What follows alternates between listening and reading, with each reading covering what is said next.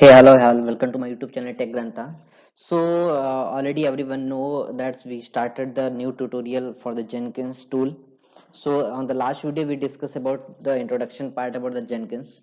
So, today we are just because the Jenkins is the continuous integration and continuous deployment tool. So, before we will go to understand what is the mean of the continuous integration, first we need to understand what the problem or occurs before the continuous integration. Okay, so if anyone missed on the previous video lecture, so just please go on the YouTube, and there I already created the one playlist for the Jenkins tutorial. You can watch, and apart of that, if anyone missed the load and a tutorial video also, they can also go on the playlist. You can find out the all video lectures. I will share the link on the description also, so anyone people can refer and go ahead for the learning.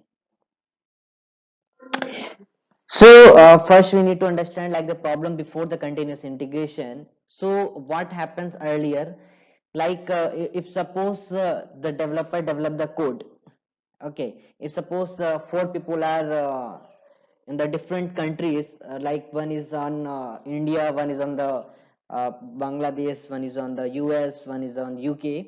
So because every country have the different time zone, so if suppose the Indian people has been written the code and they just completed activity, then again whatever the US person is writing the code, they need to wait until unless the all entire four people is not able to complete the activity.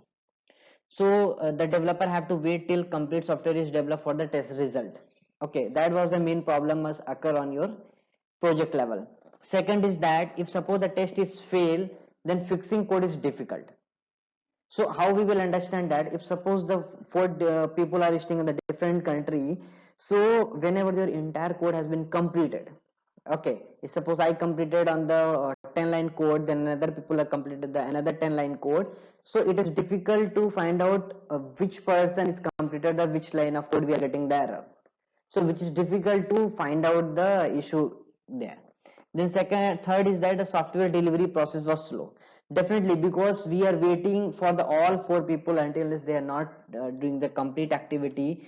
We can't test on the final result, and we can't go on the production level until unless everyone is not fine with that.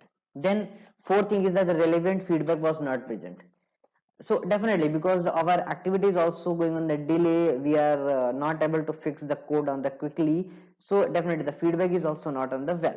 So those the same things I just mentioned on the photo.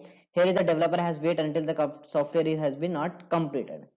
Okay, then next thing is that if suppose the test is failed the location, and fixing is a very difficult, because you need to go on your entire source code, and then you need to find out on which particular step, which particular line your code has been failed.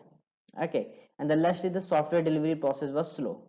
So definitely because you are taking so much time to fixing your code and fixing your activity, so definitely your delivery process is also so much slow. So for reducing those all activity, the continuous integration came in the market. So we will discuss on the next video lecture what is the continuous integration, and why we are using that, and how can we solve those problems which is coming before the continuous integration.